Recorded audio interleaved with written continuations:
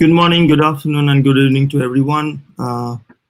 Thank you once again for joining, and a warm welcome to the Progress and Prospects in Biology webinar series.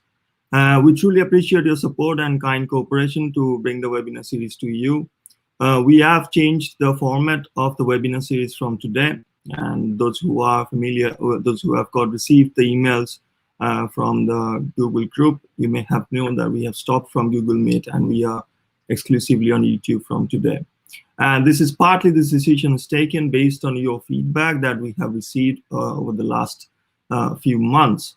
And I'm delighted to say we have hosted nearly 20 lectures. Today is the 20th weekly webinar of the PPB, and we have also hosted nearly 8 special series on Saturdays.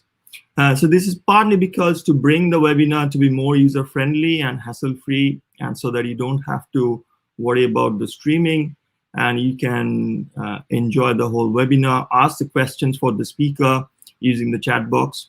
I do have another information for you guys. We have hit nearly 3,000 subscribers on our Google group, and it's all because of your love and support for the webinar series to keep it going. A gentle request for everyone who are new to the webinar series, please subscribe to our YouTube channel and hit the bell icon so that you don't have to wait for the emails from us and you get the notification whenever we are live. We hope we This way, it will be really good for you guys to enjoy it, and it will be more interactive for you to ask questions. And with that note, I'll stop here and I'll hand over to Shaurodeep Das, who's the moderator for today's session, a graduate student from Vanderbilt University, USA. Over to you. Thank you, Dr. Shahu. Hello and a warm welcome to all of you guys. Thank you for tuning in today. I'm Shaurodeep, and today we have Dr. Prabahan Chakraborty amongst us for the webinar titled Fighting Fire with Fire, Understanding the Neurobiology of Stress in an Animal Model. Dr. Chakraborty is currently a postdoctoral fellow at Institute for Functional Genomics at Montpellier, France. His current project involves studying the neurobiology of social behavior, learning, and memory. After completing his bachelor's in zoology from Presidency College, Kolkata in 2011, he joined National Center for Biological Sciences at Bangalore for his doctoral work. There he worked under the guidance of Professor Sumantro Chatterjee, studying the neurobiology of stress disorders in mice. His work provided us with a novel understanding of the effects of diverse stressors on behavior and brain morphology, and opened up new avenues of possible treatments for post-traumatic stress disorder or PTSD. Dr. Chakraborty completed his PhD in 2019 and joined IFG in 2020.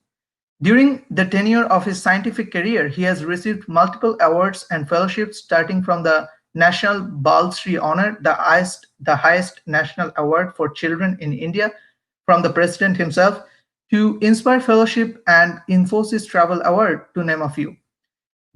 He has also represented India in international meetings like Global Young Scientists Summit in 2018.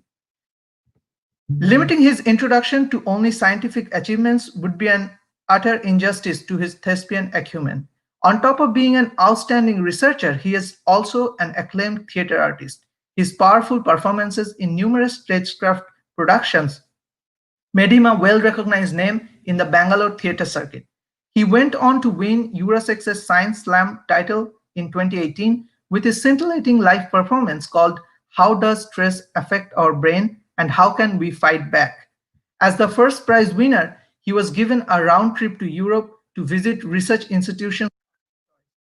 He is also a published writer, his pen being equally poised in writing research articles in top-tier scientific journals and plays, with multiple books to his name. Dr. Chakraborty, we are really glad to host you today, and the stage is all yours. Thank you. Wonderful and kind introduction. So let me just go to sharing my screen for a sec.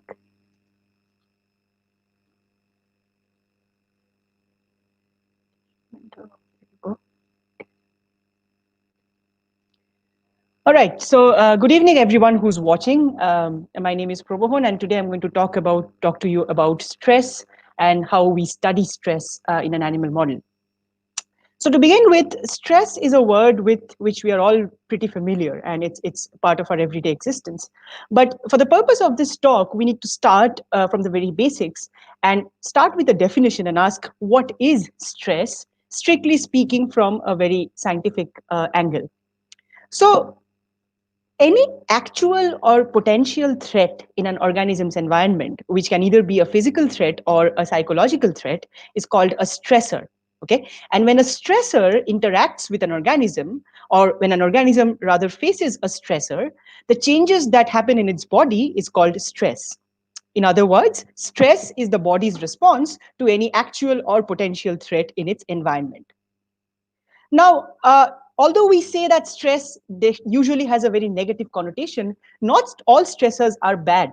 For instance, when you're stuck in an exam, you are trying to solve a question and you can't, and that stressor is okay because that's optimal in nature, and your body can actually help you recover from it.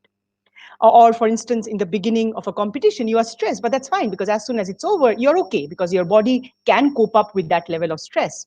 However, in cases when stressors are extreme or traumatic, these kinds of stressors can be particularly harmful on your physiology. And here I have shown you some examples from different kinds of harmful stressors. And as you would note, that some of these are strictly psychological in nature, for instance, losing a loved one, or the trauma of being in an ICU, or some can have a both physical as well as a psychological component to it, like working in an extremely cramped space for days on, or the trauma of being in a war zone. And in my talk today, we are going to strictly focus on these harmful kinds of stresses and how that affect our physiology. Great. So to understand how stress affects us, we need to first ask, how does our body respond to stress? And it turns out that our body has a very well characterized central stress response, a sort of machinery, which many of you must be familiar to respond to stress. What happens is stress activates the hypothalamus, which is a part of the brain, that sends signal down to the pituitary gland, which in turn activates the adrenal gland. These three structures in combination are called the HPA axis. As a result of activation of the HPA axis, what happens is that cortisol is released into our system. Cortisol is a type of glucocorticoid hormone. And then cortisol feeds back at the level of hypothalamus and pituitary and actually helps in shutting down the stress response. However, this happens when the stress is optimal, right? And in cases, as I told you, when the stress is severe, there's actually a problem with this shutdown. And that leads to stress disorders. Okay. For today's discussion, we'll be focusing largely on stress disorders and one particular kind of stress disorder, to be specific, which is anxiety disorder.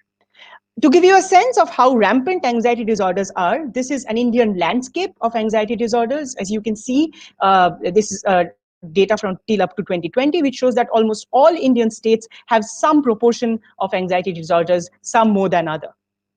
In fact, the particular anxiety disorder we are going to talk about in today's discussion is called post-traumatic stress disorder, or PTSD. And to tell you if PTSD at all occurs in India or not, indeed it does. So this map again shows you the number of studies that have happened in India among PTSD to study PTSD patients. And interestingly, if you would notice that a large part of them are along the coastline. And the reason for that is because most of these studies assess the impact of natural disasters like tsunamis and cyclones. All right. So because our focal theme is going to be PTSD and to study PTSD, let's just take a minute to understand what is PTSD. Now, initially, there have been reports of symptoms similar to PTSD, but were known differently, like with names like shell shock or nostalgia or war neurosis, after the First World War. All right, when soldiers were seen in a kind of a dazed state, and there were several other symptoms which are not yet characterized. Until 1980, when in the Diagnostic and Statistical Manual of Mental Disorders, PTSD was first classified with all its traits and symptoms. And it was given this moniker of post-traumatic stress disorder.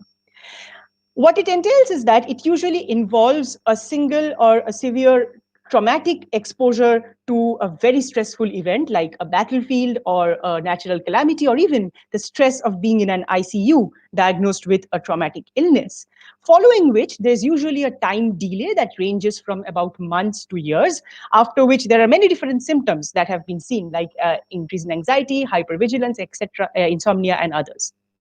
And for the purpose of this talk, again, we'll strictly focus on the anxiety aspect of it. Interestingly, it is also known that there's a drug called hydrocortisone, which has been shown to be effective in the treatment of PTSD. Now, if we go back to the early studies which characterize the use of hydrocortisone, this was done in the beginning of the 21st century. And it was seen that, as I told you, that in some patients following the trauma of being in an ICU for a very severe illness, they develop symptom for PTSD. But interestingly, if you gave them the drug hydrocortisone, you could actually prevent PTSD symptoms in these patients. This observation is a little intriguing and interesting because you see, hydrocortisone is essentially just cortisol, right? Cortisol in a different name, okay? So what it means is that the first stress exposure of ICU and the trauma that you have gone through, as I told you, that releases cortisol in itself. And now we are saying that if you give additional cortisol in the form of hydrocortisone, By simple intuition, you would expect this kind of double whammy to add up and create something even worse, right? But what was happening was it actually had a protective effect where it was preventing the symptoms of PTSD. So the key question we'll try and address today is to ask, can we try and capture this very intriguing clinical paradox in an animal model? And if so, can we now find a neuronal substrate or kind of a mechanism that explains these effects that we see? In our journey to addressing this main question, we'll also take a little detour and first ask if there are other treatment strategies that can be used to abrogate the symptoms of PTSD. And to begin all the discussion, we need to first start with the question of how we can study PTSD in an animal model. Now, in order to build an animal model of PTSD, we need to actually go back to the disease and look at its characteristics and symptoms. For instance, there is a severe traumatic episode, which is usually acute. There is a time delay, and there are symptoms like increased anxiety. All right. So interestingly, there has been a model which has been used for the past 2 decades in our lab, in Shona's lab, which is called the acute immobilization stress paradigm, which captures many facets of this disorder. In this model, what we have is that rats undergo a single 2-hour-long episode of immobilization stress, where they are put into an immobilization cone. They can't move. And this is a very traumatic experience for the animals. After 2 hours, they are put back into their home cage and they stay there until the end of the experiment. Following this 2-hour immobilization, there is a time delay for 10 days. And 10 days later, we can now measure anxiety in these animals and ask, okay, does it increase anxiety in these stressed animals? I should also mention at this point that all the experiments that you would see in today's talk have been done in male Wistar rats that are approximately 60 days old. All right. Now, this paradigm that you see here has 2 parts. Okay. So the first part is close to stress, where we are actually stressing the animal. And the obvious question you might ask is, hold on, stress is something that is very human because humans feel stress. So the obvious question to ask is, do rodents at all respond to stress?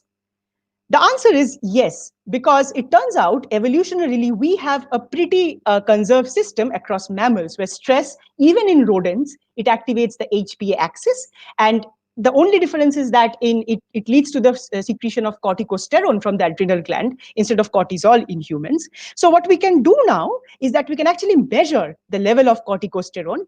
And we find that indeed, after stress, there is a significant increase in corticosterone levels in stressed animals in their blood. All right, so that's great. Now let's come to the other extreme of this paradigm, 10 days later. And as I told you, we can measure anxiety. But the question is, how can we measure anxiety in rats?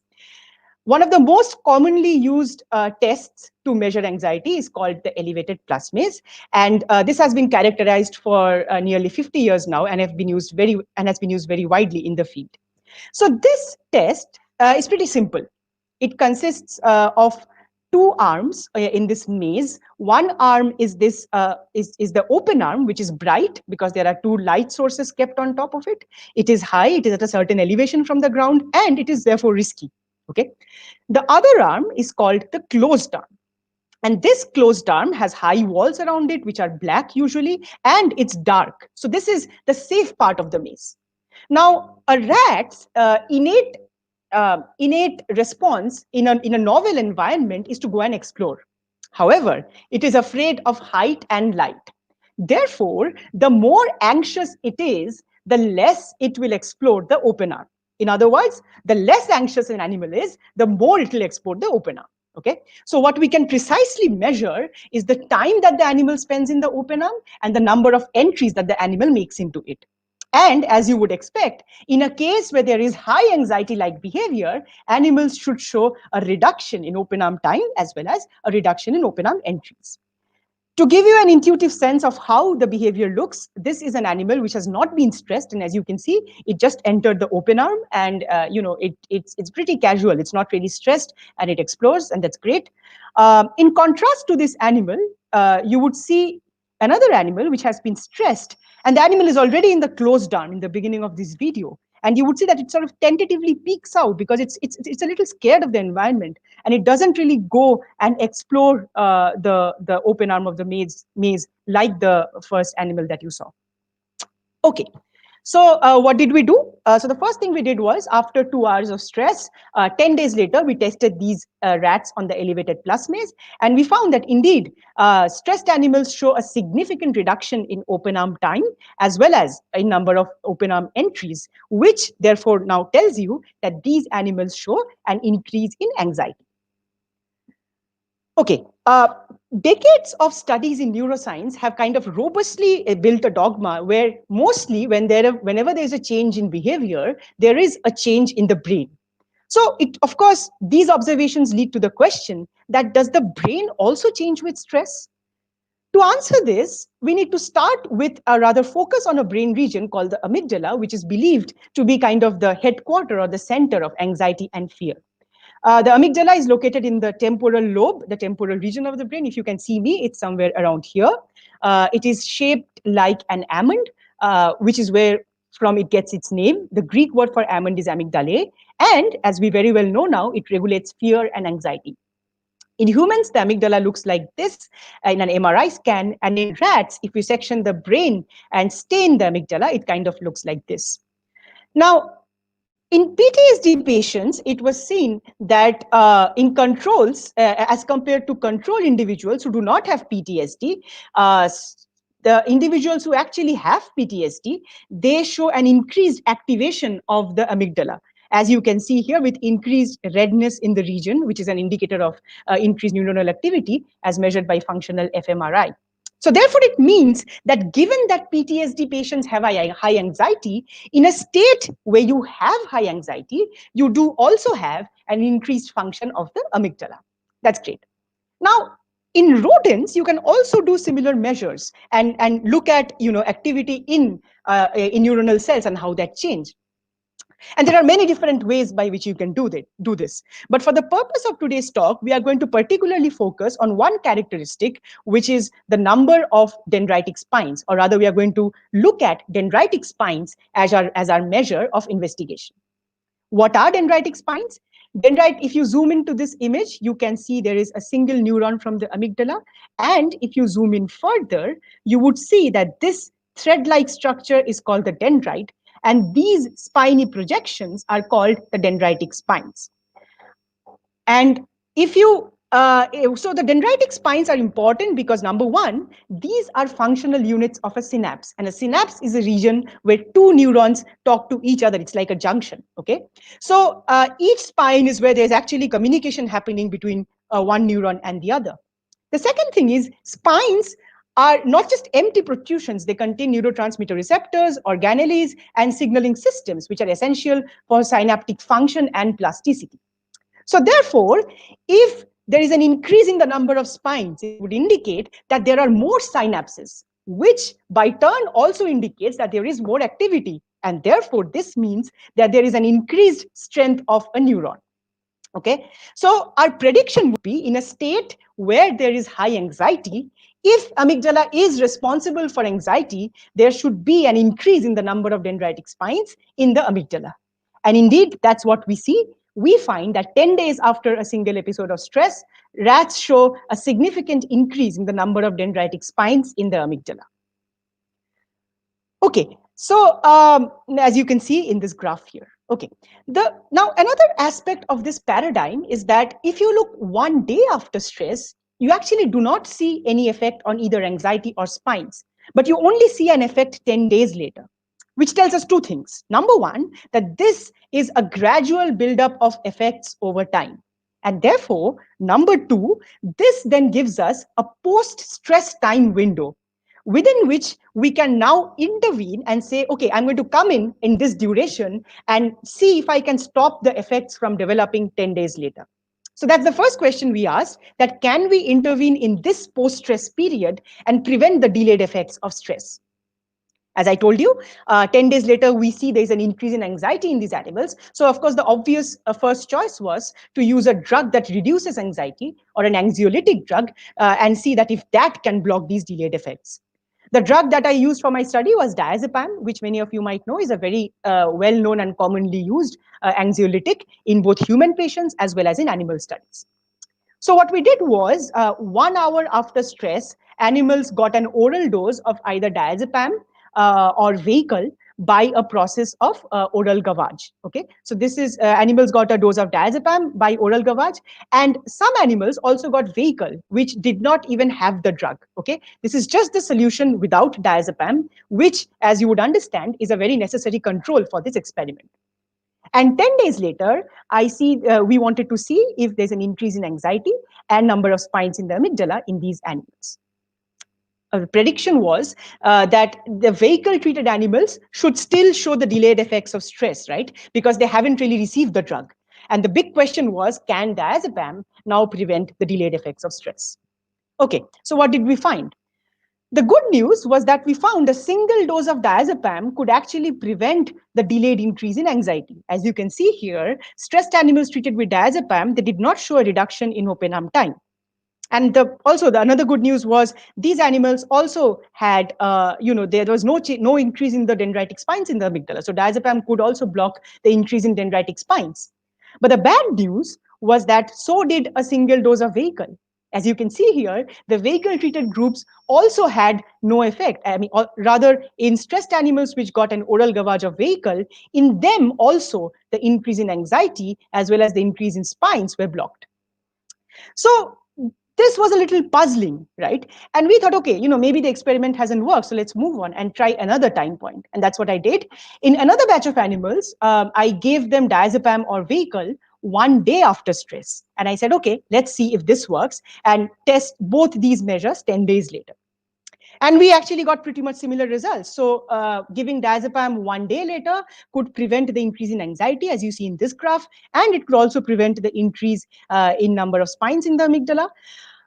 But giving an oral dose of vehicle also had a similar protective effect, which was bad news all over again. Okay.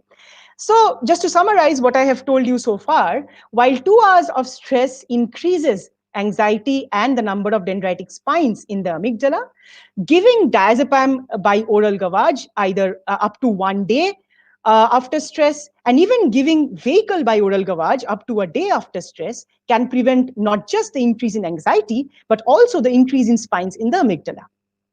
Okay, so at this point, we were sort of scratching our heads and trying to understand, why does vehicle gavage have a protective effect? And then we thought, okay, hold on. What if the process by which we give the vehicle, which is oral gavage, is stressful in itself? Because you see, when you do oral gavage, you have to restrain the animal can't move, and you're putting a tube down its throat into its stomach. Okay, so which is, as you can imagine, might be very uncomfortable for the animal.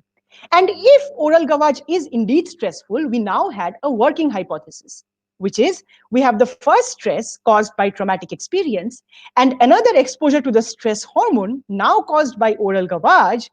And maybe, quite by chance, we had stumbled upon a lab equivalent of the clinical paradox that we set out to address. Okay, but if this is true, the very first question we should address is oral gavage stressful?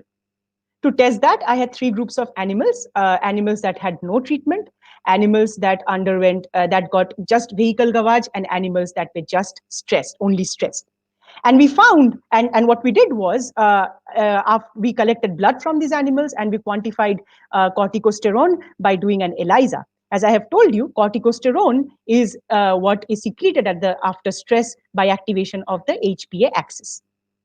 And what we found was that indeed, after gavage, there is a significant increase in corticosterone levels as compared to animals that were naive. And this increase is as much as immediately after stress, which tells us that oral gavage is actually very, very stressful. So at this point, we said, okay, maybe we just have an animal model of the clinical paradox, and it is kind of an approximate model. But can we then sharpen this model a little more? Can we sort of zoom in and ask a more precise question? So the next question we asked was, is it this second increase specifically in corticosterone which is preventing the delayed effects of stress? as you would understand, this would then give us a molecular causality to the effects that we see. So what we said is, okay, we have the first stress, that's great. Now let's mimic the increase in corticosterone by a more clinically relevant strategy and see what that does.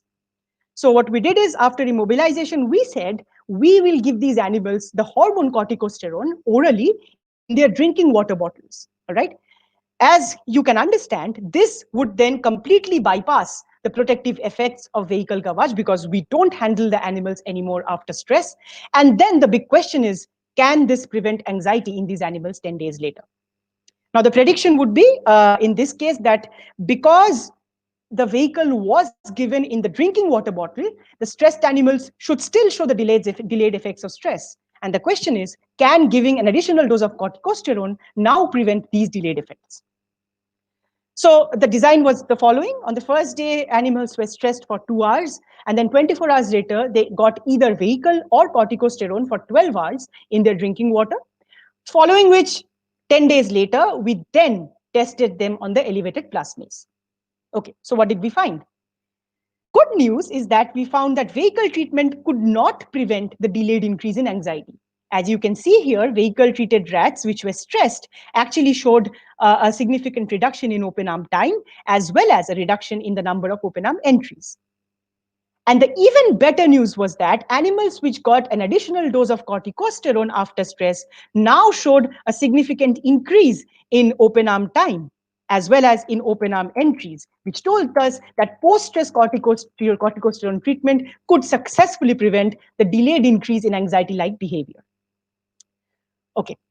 Anxiety, if we break it down into its subtypes, actually has many faces. And there are two main aspects of it. The first is subjective anxiety, where we are all by ourselves and we feel anxious. And the second is social anxiety, where we are in a social gathering where we can't really interact. We can't make new social interactions. And in PTSD patients, it is known that there's an increase in both subjective anxiety as well as the social component of anxiety. Now, while subjective anxiety can be measured by using the elevated plasmase, social anxiety can be measured by using something called a social interaction test. A social interaction test is pretty simple. It's basically looking at interaction between two animals. In this case, in the videos that you will see, the bigger animal is an animal of interest, which is either stressed or unstressed, and the smaller animal is a juvenile, and we quantify how much interaction happens between how much does the adult interact with the juvenile. Okay, and what we should understand is that when anxiety increases, there should be a reduction in the time spent in social interaction. So the parameter we are quantifying is the time spent in social interaction. Now, if you observe this video carefully, you would see that a large majority of the interaction is something called anogenital sniffing. Okay, because there are a large number of pheromonal glands in the anogenital region. So this is a chief component in rodent social interaction. So we said, let's zoom in, and apart from looking at total social interaction, let's also look at particularly anogenital sniffing behavior. And the first question we asked is, 10 days after stress, do stress rats show any difference in social interaction? And as it turns out, indeed, on day 10, stressed animals had a significant decrease in the time spent in social interaction. When we looked at particularly anogenital sniffing, we found that there was also a significant decrease in the time spent in anogenital sniffing behavior. Just to give you an example of how the experiment looks, this is an animal which has not been stressed, and as you can see, the animal is fairly nicely interacting with the juvenile, which is similar to the video that I showed you. But in stark contrast to this, if you look at the video below, you would see the animal does not really want to interact with the juvenile at all, and it sort of runs away, as you will see, right? There. So it doesn't really want to interact, and it's sort of moving away from all possible social interactions, which is very drastically different behavior between the stressed and the unstressed group. All right. So now that we know that stress increases the social component of anxiety, the next question we asked was, therefore, can post-stress corticosterone prevent this delayed decrease in social interaction? So we did the same experiment, stress on the first day, 24 hours later, we give these animals either vehicle or corticosterone in their drinking water for 12 hours. But now on day 10, we measure social interaction in these animals. What we found was that indeed vehicle-treated animals still showed a significant reduction in social interaction time. They spent lesser time in social interaction. And in contrast to them, giving corticosteroid successfully increased social interaction in these animals, which meant that post-stress corticosteroid could rescue the overall social interaction deficit. When we zoomed in and looked at anogenital sniffing behavior, we found that indeed the vehicle-treated animals still showed a reduction in anogenital sniffing after stress, and this deficit too could be rescued by giving corticosteroid one day later. So therefore, together, these experiments tells you that when we gave corticosteroid up to 1 day after stress, we could successfully prevent the delayed increase in both social as well as the asocial component of anxiety. But still, we have another part of this puzzle to answer, which is that how does this work? Okay, and when we set out to answer this, we got actually two different answers. So the first answer comes from a more endocrinological and systemic perspective. As I told you in the beginning of my talk, that stressed animals indeed show an increase in corticosterone levels. And so what we did was that if corticosterone is a response to stress, is the additional corticosterone somehow affecting that? And to test it, we measured the level of corticosterone in the blood 24 hours after the end of the treatment. And what we found was that indeed, stressed animals which got only vehicle, they showed a significant increase in the level of corticosterone even 48 hours after the stress was already over, which meant that they had a persistently elevated level of corticosterone. But in sharp contrast to them, animals that got an additional dose of corticosterone 24 hours later, this level comes down drastically in these animals, which therefore allows us to infer that the post-stress corticosterone shuts down the stress response and therefore prevents the delayed effects of stress from setting in. The second aspect of which we wanted to address was to now go back to the morphological measures, because as I told you, in a state where you have high anxiety, we do get an increased number of spines in the amygdala. So what we said is, okay, let's see if this can be reversed as well. So in the same experiment on day 10, we now quantified the number of dendritic spines in the amygdala. And we found that indeed, stressed animals treated with vehicles show a significantly increased number of dendritic spines. And here's the best part, this increase in morphological plasticity, this increase in the number of dendritic spines can also be successfully reversed by an additional dose of corticosterone given 24 hours later.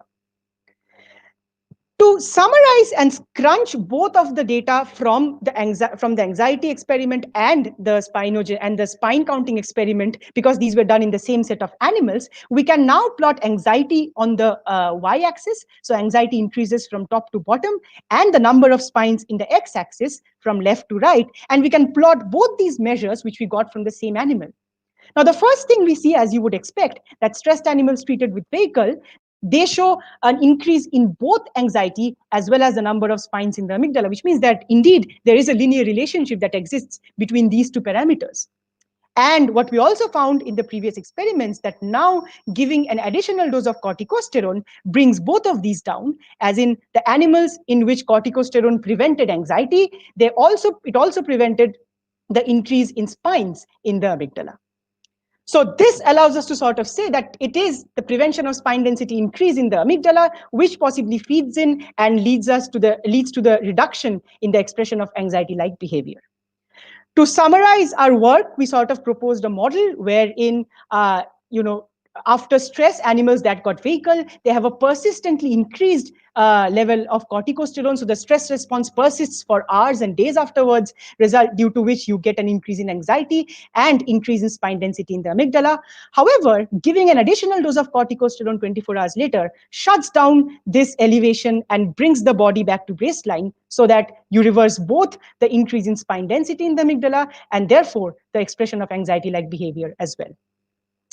To summarize my talk, I started by focusing on a particular anxiety disorder called PTSD, and that led me to an interesting question where giving hydrocortisone after trauma in PTSD patients could successfully prevent the symptoms of PTSD.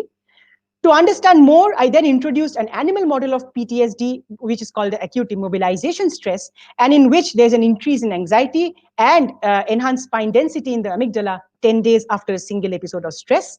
And using this model, I then showed you that if we now gave these animals an additional dose of corticosterone 1 day after stress, we could successfully prevent the increase in anxiety 10 days later, thereby giving us a model which is comparable to the clinical paradox that we see. We extended this a little more and found that indeed this additional dose of corticosterone could actually successfully shut down the stress response. And not only that, it could also prevent the increase in dendritic spines in the amygdala. And that gave us an important conclusion that not just behavior, but even the morphological correlates of stress could also be reversed by this strategy. I'm happy to tell you that the work that I presented has been sort of published now in two different studies, one which came out last year and one which came out earlier this year. So if you want to go into more details of it, please feel free to refer to these manuscripts. What we showed together in these reports is that for the first time, we showed that glucocorticoid treatment after stress can be done as late as 24 hours after stress, because from human studies, we know that it can only be done till up to a few hours after stress. So although this is in an animal model, we have now stretched the window that extends up to a day later. We also showed that this treatment prevents not just the individualistic measures of anxiety as seen on the elevated plasmase, but also the social correlates of anxiety. And finally, very importantly, we found that this prevents stress-induced morphological changes in the amygdala. This, of course, opens up new questions and future directions of work. Firstly, of course, we need to now explore a wider intervention window, which may extend beyond a day after stress, maybe a few days after stress, and ask, can we go beyond this period and still prevent the delayed effects? We still don't have a complete idea of the downstream molecular changes and the neurophysiological changes that might be altered in these neurons in the amygdala. And that is something that's an ongoing project in the lab to characterize and see what are the downstream effects if we can further dissect out the mechanism in greater detail. And finally, while this work was inspired by clinical studies, we need to now go back and do clinical studies and try to feed these observations into clinical experiments to exercise the complete translational advantage of the results that we get here. So I'm at the end of my talk, but before ending, I would like to digress a bit and talk about something a little different. Now, of course, we do all our science in the lab, and all the results that we have is in the lab. And but I feel as scientists and students of science, we also have a responsibility to talk and to start dialogues and discussions that directly, relate to our work.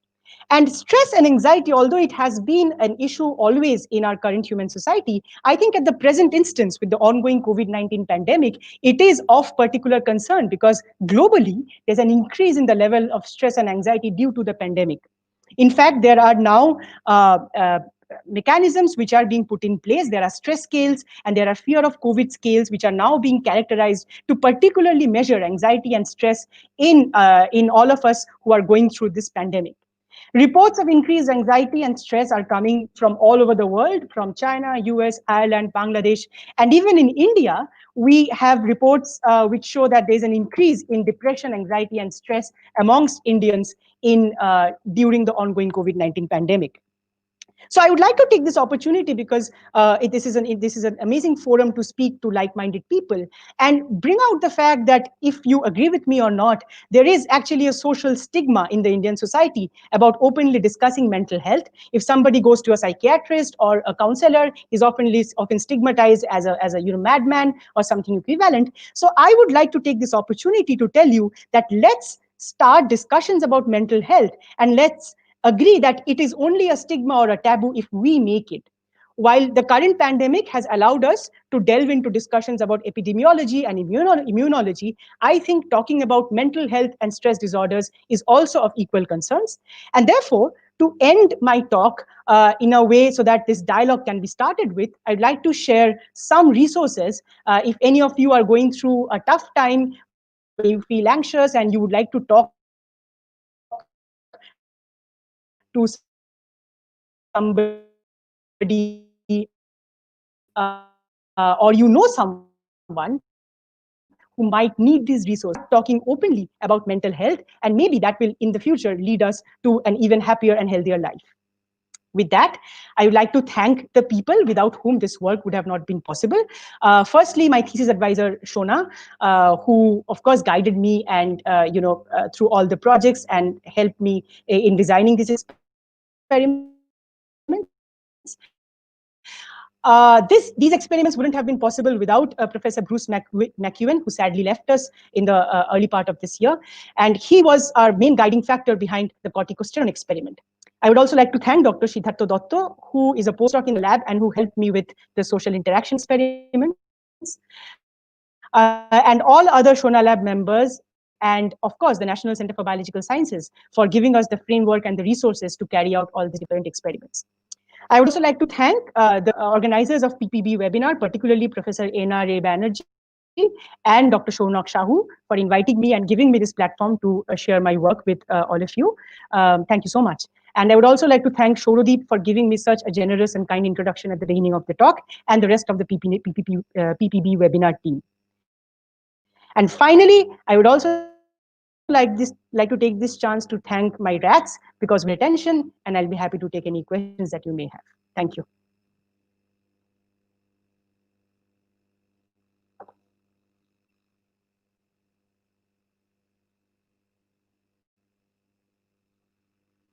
Hello. Thank you. Thank you, Dr. Chakraborty, for such an excellent talk and a very lively presentation, I must say. And also thank you for extending the conversation about mental health and stress just beyond the lab. I think that's a fantastic answer on your part. So we have got a few questions. I would like to ask you some of them. Maybe due to the time constraints, we might not get all of them, but at least some of them. All right. So the first question is from Dhanasri Satav. She is asking, why did you check anxiety on 10th day? Why not before 10th? And I'll add a related question from Shanchari Gorai. Is this stress continued after 10 days? So thank you, Dhanashree and Shanchari, for these questions. These are excellent questions. There are two answers to it. The first answer is that the model had been characterized in our lab previously, and their 10th day was taken just as a random time point where we actually found an effect. All right. So we don't really know what happens in the duration between 0 and 10 days in our animal model, in our animal model. So we haven't really gone beyond 10 days as well to see if the effects persist, maybe at day 20 or day 30. Having said that, there are other reports of other kinds of acute stresses or one-time stresses which show that anxiety actually is affected only after 5 days or 6 days later, but not before that, not 3 days or 4 days later. Okay, so it feels like from the literature is that the effects on anxiety only start showing up much at a later time point after an acute stress. Although, to be honest, in our model, we haven't really characterized this before or after 10 days. And that is something we are working on the lab at the current moment. Thank you. The next question is from Shubir Dashgupta from Maulana Azad College. He's asking, along with stress, emotion also plays an important role. How can you address that? Can the amygdala repair itself? That's a great question. So I should tell you, Shubir, Professor Dashgupta is my teacher as well. So thank you, sir, for asking this question. It is interesting what you say about emotion, because amygdala is also a center that regulates emotion, right? And we do know in PTSD patients, they actually show an exaggerated response to emotional phases. Emotion processing is actually quite affected in individuals suffering from PTSD. Having said that, there are reports in animal studies where you can actually reverse changes in the amygdala. One instance is by doing something called social enrichment, where instead of keeping rats in two animals a cage, you keep 16 rats together when they are young in a bigger cage with lots of things to play around and grow and and run around and do different things, where it's an enriching experience for them as they grow. And our lab has shown actually this kind of an experience at an early stage in life can actually prevent the effects of stress at a later stage. And so, from an animal model, we do know that you can actually reverse the changes in the amygdala by having some positive emotional experiences early in life. I hope I answered your question. Thank you. The next question is from Shia Palchodhuri. She is asking, for the social interaction test, did you see a difference in results if the adult or juvenile used for the test was a dominant or a submissive one of his litter? That's a great question, Shreya. But no, we didn't do that. We didn't do that because I know there are evidences from Carmen Sandy's lab, as you would also know, that if a rat is dominant, it's more susceptible to stress rather than a juvenile, but rather than a subordinate rat. But having said that, tube test, we have recently realized that tube test can also be stressful in itself because of the process or some other behavior test to establish dominance. We haven't really done that in this design, but maybe, as you said, it might tease out even more details about the results that we see. And thank you for putting that out. Thank you. Prabhat Kumar Shai is asking, did you look for optimization study of the spine density and anxiety so far? I don't understand the question. Is it possible to explain what do you mean by optimization study? I don't understand that. I'm sorry. Let's move on to the next question. Maybe you will Okay. put a comment explaining the question. If you could, Prabhat, if you're listening, and if you could explain your question a little bit more in the comments, that would be really helpful for us and the speaker. Okay. There is another one from Anushka Banerjee. She's asking, have you considered studying the effects of prolonged corticosteroid treatment on stress? No, I haven't. I mean, we haven't done this. There are two reasons for that. Number one is that we wanted to kind of mimic the something that is done in human patients, where usually in after acute trauma there is an active, like, one-shot bolus of corticosterone that is given, and that is a model which has been used to study. So we thought we'll focus on that. Number one. Number two, chronic corticosterone treatment for weeks is a stress model in itself, because it has been shown. There were early studies in the 80s and 90s which showed that if you give corticosterone for a few weeks, you could actually reverse that in itself is can be stressful. But I should also tell you, there were also, I just remember, there were also studies which were done in the 90s, which showed that, by Bruce McEwen and others, which showed that along with chronic stress, if you give chronic corticosterone, not acute stress, mind you, along with chronic stress, every day you have stress and you have corticosterone, you could actually prevent the effects of stress on behavior and some aspects of brain function. So yeah, that's an interesting perspective, but we haven't really tried a chronic corticosterone treatment for these reasons. All right. We have another question from Shreya. The amygdala has both fear and extinction neurons, which are downregulated during stress and oblivion, respectively. Did you differentiate when counting spine densities between these? Great question. No. Short answer is no. Long answer is, the protocol which we used to characterize, to count spines, is something called Golgi-Cox staining. And in Golgi-Cox staining, it's we can't really pick out activated neurons versus non-activated neurons. To do that, you can have two strategies. One is, you first label for CFOS, and then you individually go and put in, target these CFOS positive cells with a dye and then visualize spines. The second possibility is to use a transgenic mice, where CFOS, sort of a trap mechanism, and CFOS activated cells are automatically labeled, and then look at spines in them. Unfortunately, we did not use either of these techniques, although I agree with you that knowing that would have given us a little more advantage in our spine analysis. Thank you. All right. The next question is from Anushka Banerjee. She is asking, did you look for any pathological changes? Can you repeat that, please, Shurudi? Did you look for any pathological changes? Pathological changes. Okay, I don't really know, Anushka, what you mean by pathological changes. I am not sure if you mean things like, microbiota composition, or I don't know, markers in blood other than corticosterone. We did not. We actually also we looked for body weight change, and it's a little iffy. Some rats show a decrease, some rats don't show a decrease, so the data is a little noisy. But because it's a single episode of stress, right? It's not a very severe episode of stress. So no, we haven't looked at any other measures of pathology per se, if I got your question right, apart from what I showed you today. All right. All right. The next question is from Akbar Zainu. He's asking, Okay. think the corticosteroid treatment or the second stress is not actually preventing the delayed effect of stress, but increasing the delay. That's a great question. Thanks, Akbar. I mean, Yeah, that's a great question. he Yeah, yeah. he has he I guess has an extension of the same question. Maybe you can Right. detect them at a later time point. Sorry, maybe we can. Maybe you can detect them at a later time point. Sure, that's a great question. This question has actually come up quite often because this is a very common idea that maybe you are proposing, you are actually delaying the emergence of symptoms.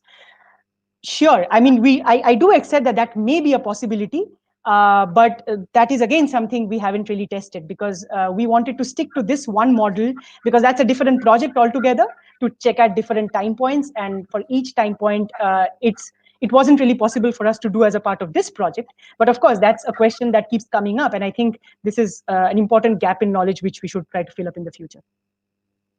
All right. Thank you. All right. There is another question from Debanjan Mukherjee. He's Okay. asking, did you see the similar spinogenesis regulation after treatment in other neurons in the other parts of the brain or PNS? Great question, Devanjan. Thank you. Actually, in the amygdala is what we have seen. We focused on only one area. There are other reports from studies which have used a different model of acute stress and some other similar kind of manipulations. And they see that in the hippocampus also, in a completely different context, you can actually reverse the number of spines with with corticosteroid treatment. So there is some knowledge which we have about the dentate gyrus part of the hippocampus.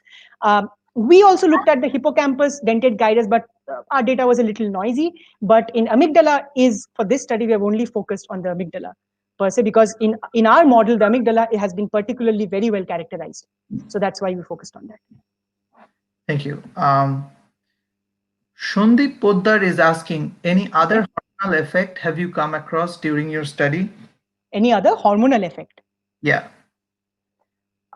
Okay, Shondeep. Hormonal effect. Okay, so if you mean that if we have looked at other hormones, actually, no, that's a very interesting point. I mean, because there are some evidences that, for instance, ACTH, which sits directly above corticosterone, that is also dysregulated in PTSD patients. But no, we haven't looked at that. No, but that would be a very interesting perspective. Thank you. I mean, we haven't looked at that. Srikant Burugula, sorry if I'm mispronouncing your name. Srikant is asking about if you could please explain about dark light circadian rhythm alteration stress. Okay. So that, thank you, Shrikant. I mean, but that is actually a very different model of stress.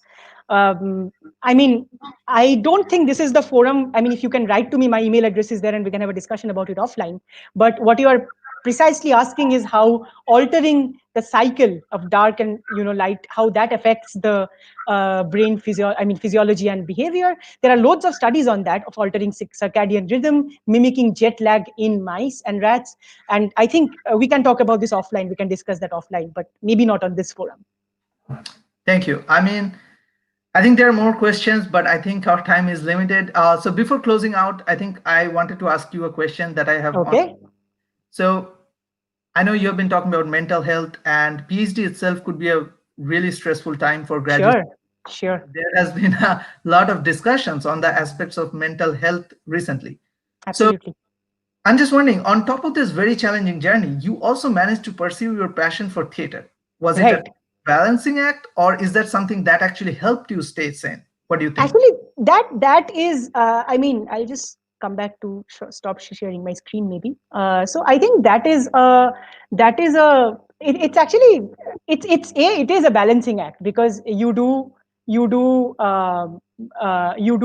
theater and you do science, and that's the only thing you do. You don't do anything else, right? You don't go on trips, you don't go on other things. So it is a balancing act in a way, but I also think it sort of feeds into the other, because that's a way for releasing stress, and you are interacting with people. It is a you are doing more social interaction, and it actually helped me cope with my stress of PhD.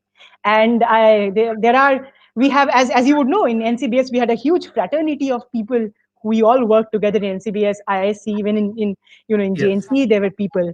And I think we can all attest that doing theater actually helped doing our research rather than the other way around. That's a very cool insight. And before closing out, if you'd like to speak out to the future generation of neuroscientists, what should they do, or how should they approach their career in research, something like that, that would be greatly beneficial for them, I guess. I think you have to find out what you really like and what you want to do, and in that you also have to. I think the way I have been trained, and I think which is a way we should do science, is to ask interesting questions and then design experiments to address those questions rather than saying that these are the techniques that I have, so what can I do with them. It should be a question based science. At every point in my, if you have seen my presentation, there's always a prediction, and then it either meets the prediction or it doesn't. And that is, I think, the fun thing to do science, that you always have a hypothesis going into an experiment, that, what do I see? It's like a climax. And then when you finally see it, well, it can lead you one way or the other.